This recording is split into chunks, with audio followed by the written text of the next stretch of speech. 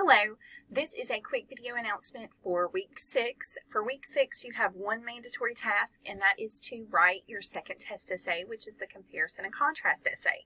As always, before you begin that task, I encourage you to come up here to our week 6 online weekly checklist, and when you pull that up, this is our checklist for the week. Now, as always, before you jump into writing your comparison and contrast essay, I want you to first look at all the handouts that I have available, and you're going to notice if we go back to our Canvas page, you need to first print out that letter A, the comparison and contrast essay overview. It's a handout that overviews the assignment in depth. You're going to notice this particular essay also has kind of a topic that relates to maybe some important decisions that are going to be coming up in your life, whether, professionally, educationally, maybe even geographically. So I hope this assignment will prove beneficial to some decisions you have to make in life.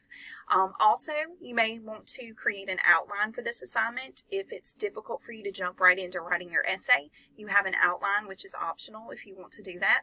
And then finally, you have a student example essay of the comparison and contrast essay you may want to use as a reference. I do have some other resources here that just talk about the strategy of comparison and contrast essay writing. You may want to check these out. If you have a little trouble creating a thesis statement for your comparison and contrast essay, there is a YouTube video on that.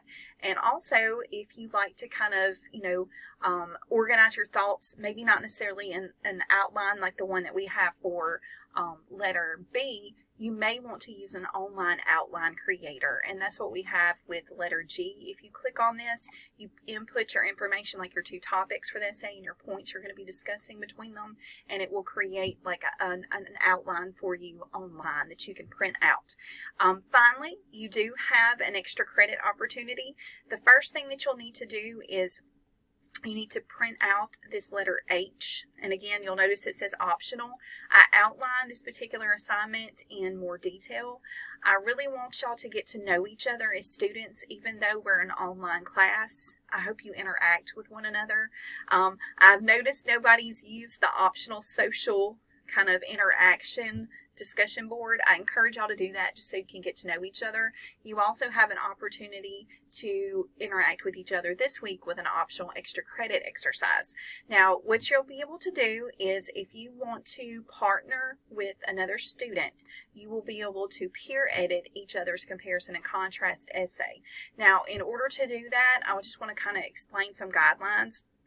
Now, the first thing that you need to do is you need to contact me. So you can email me through Canvas or through any of my email addresses. Just make sure you contact me by Wednesday at 12 p.m. so I know who's interested, and then I will email you back and let you know of any other students who are interested, and I will partner you with that other individual.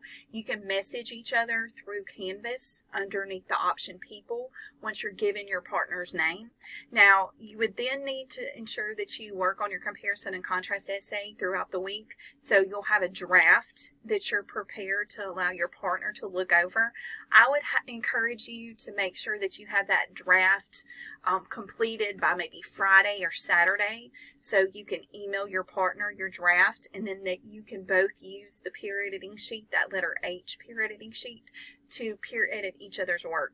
Now, later, you will need to email back that peer editing sheet and also the draft of the essay that you write comments on.